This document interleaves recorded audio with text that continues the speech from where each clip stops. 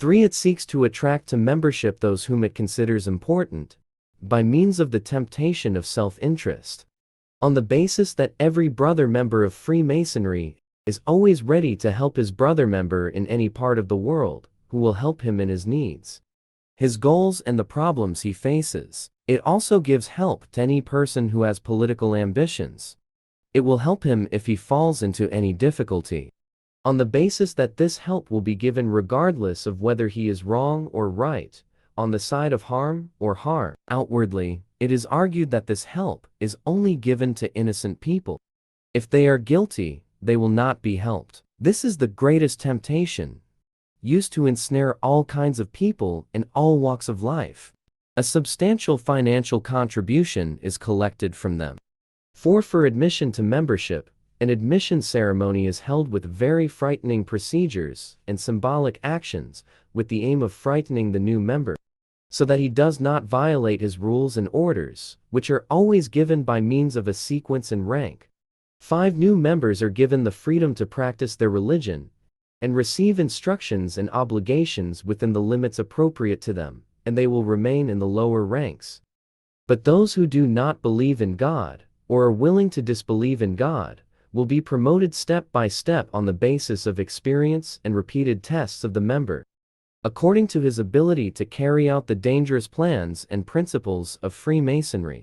6. The Society of Freemasonry has political aims, and has played a part, openly or secretly, in most attempts to overthrow political and military power and in all important changes. 7. In terms of its origins and organizational basis, it is clear that Freemasonry has Jewish roots, has a secret international leadership that is also Jewish, and its activities are Zionist in nature. 8. Its real secret purpose is to oppose all religions to destruction. This is in general, but specifically, its aim is to undermine Islam in the souls of its adherents. 9. In selecting its candidates for membership, Freemasonry favors those who are in a position of financial, political, social, or scientific importance, or any position that enables them to exert influence in their society. Freemasonry does not feel attracted to people who do not have an important position in their society. Freemasonry therefore finds it very important to attract to its membership people such as kings, presidents, high-ranking state officials, and other such people. 10. Freemasonry has branches that use other names, for the purpose of deceiving people, and to divert attention, so that it can carry out its activities under various names. If in certain situations, the use of the name Freemasonry is met with resistance from local parties. Among the branches of Freemasonry that are covered under various names are the organizations of the Lions Club, Rotary Club, etc., which consist of filthy principles and activities that are totally contrary to the principles of Islam. All members of the Academy have realized in the clearest possible form the close connection between Freemasonry and international Jewish Zionism, and in this way has been able to control the activities of many of the responsible figures, both in Arab countries and elsewhere, in the Palestinian question. Many of them have shirked their responsibility in this grave matter of life and death, and have taken a stand in favor of the Jews and international Zionism. On the basis of all that has been mentioned above, and on the basis of much other detailed information about the activities of Freemasonry, about its great dangers, about its lowly methods, and its deceptive and treasonous aims. Thus, the Academy of Fiqh considers Freemasonry to be the most dangerous, destructive organization for Islam and the Muslims. Anyone who becomes a member of it, fully aware of its nature and aims, disbelieves in Islam and separates himself from the Muslims. Vice Chairman, Muhammad Ali El-Harakan.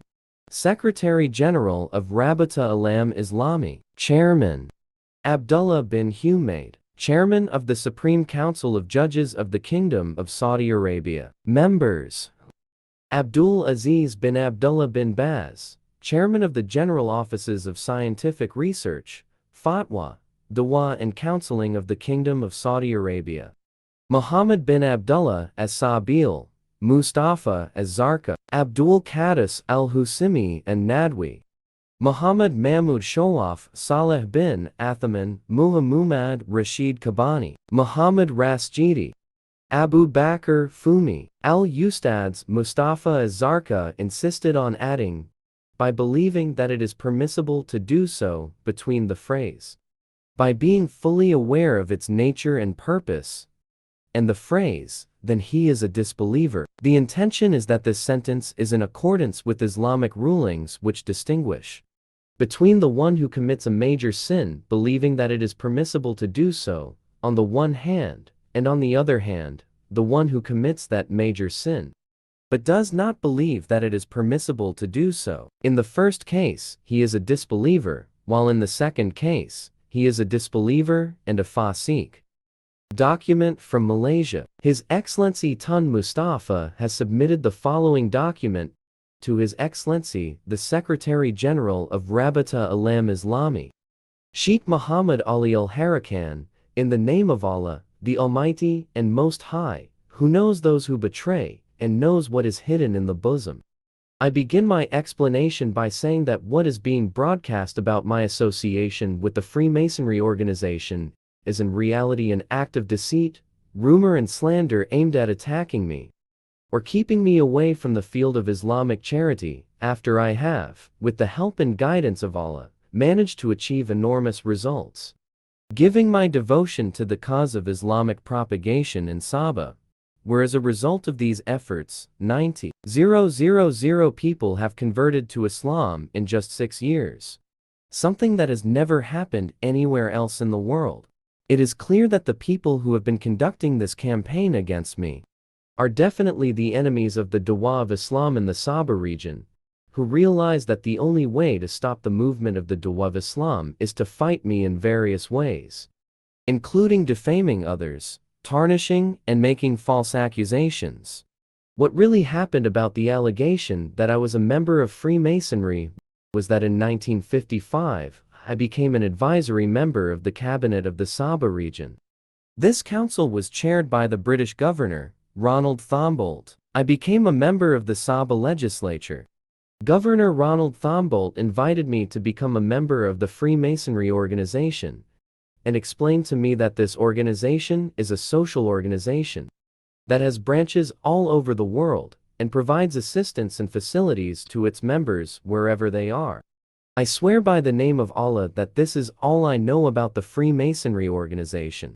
I would like to state here an important fact, and Allah be witness to what I am saying, that I once, and only once, the first and last time, attended a meeting of Freemasonry in 1955 to make a statement, at which time I held the book of the Quran in my right hand. As I recall, what I said in that declaration was as follows: I declare that I will, in the name of Allah, obey the government in the territory of Sabah, and that I will not betray my fellow members in the organization. In fact, if one of my fellow members suffers a calamity, it is my duty to render all possible assistance.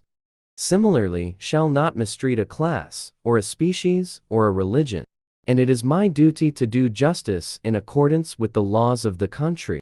From that date, which means 22 years until now, I have not attended any meetings, nor have I participated in any activities of this organization. My knowledge of this organization is no more than what I have stated above. In view of the doubts that have often arisen in recent times concerning the organization of Freemasonry and its aims, I hereby declare that I am free from all connection with it. I hope that Rabita Alam Islami will take such steps as it deems necessary to confirm my position.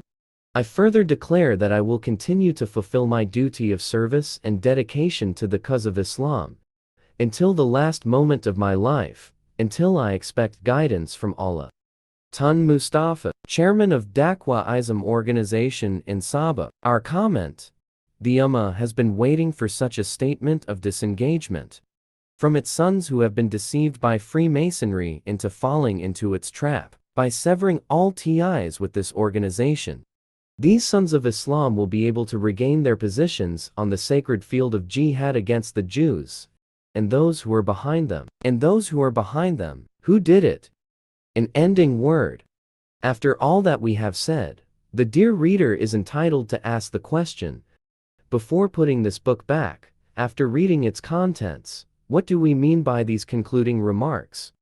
The answer is as follows. The purpose of this afterword is to raise a number of facts. We intend to lay before the reader several facts. 1. The connection between the Jewish people and Freemasonry. It has been proven beyond doubt that its ceremonies, codes and secrets all derive from Jewish practices and are in accordance with the teachings of the Talmud. 2. The unity of the aims of Freemasonry and Judaism. The aims of Freemasonry are the same as those of international Jewry, viz., worshipping the chosen nation, realizing its sovereignty over the entire world, and striving to establish the State of Israel. Praising Judaism and denouncing Christianity and Islam, spreading disbelief in God, moral depravity and social division among the nations. 3. Freemasonry is now a Zionist organization. We need not consider whether Freemasonry was the work of the Jews in its early days, or not. What is important is that today Freemasonry is definitely a Zionist organization. 4. No exaggeration. When we talk about Freemasonry, we do not exaggerate. We did not exaggerate when we said that Freemasonry wants to rule the whole world. We put it all out there as it is. Our intention is to make people aware of the dangers that surround them, so that they are prepared to face them with actions and deeds, not with words full of emotion and imaginations that have no limit. The cancer that afflicts a child cannot be cured by the mother's sadness and tears, but only by the surgeon's knife, which removes every cell that is affected by the cancer, so that the child's life and livelihood can be saved from its imminent danger. 5. To warn the Ummah against the current campaign that seeks to cast doubt on the existence of the Jewish danger. We would like to warn individuals in our Ummah against the existence of an international psychological campaign, which aims to cast doubt on all that has been said about the Jews. We warn about its dangers, because its aim is to make the face of the Jew, the face of the children of vipers, the murderers of Satan-worshipping prophets and property, palatable to everyone. We can affirm that the seemingly sweet face only lasts for a short time. When the time comes, the sweet face will be transformed into the face of the Talmud, whose shape and influence are well known to those who have minds. Therefore, let us all be prepared. Let us realize that a bed made of fine silk, but situated on a volcano that is always spewing angry lava, will not bring happiness, security, and tranquility. This kind of thing is only favored by the ignorant and those who are not of sound mind. 6. We no longer adhere to the protocols. Because we believe that their role has ended, we must be alert to new plans. In this book, we are no longer relying on a book of the protocols of the wise men of Zion, as do all researchers among our people. This is because we believe that this book has outlived its usefulness and will only be of historical importance. Whoever carefully reads the text contained therein will find that everything it contains has already been carried out in all parts of the world. It is absurd that the rulers of evil, the trumpeters of Satan, the diviners of destruction, and the guardians of the temple should stand idly by,